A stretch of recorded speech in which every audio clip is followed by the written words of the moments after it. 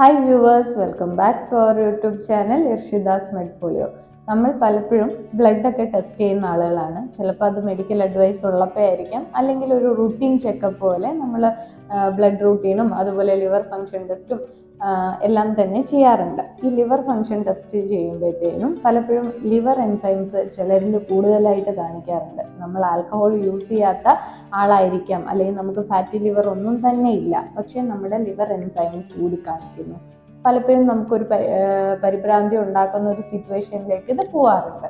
നോർമലായിട്ടുള്ള ആളുകളിൽ ഇത്തരത്തിൽ ലിവർ എൻസൈംസ് ബ്ലഡിൽ കൂടുതലായിട്ട് കാണിക്കാറുണ്ടോ, അല്ലെങ്കിൽ ഒരു ഹെൽത്തി ആയിട്ടുള്ള ആളുകളിൽ ഇത്തരം കൂടുതൽ ലിവർ എൻസൈംസ് ബ്ലഡിൽ കാണിക്കുന്നത് നോർമൽ ആണോ?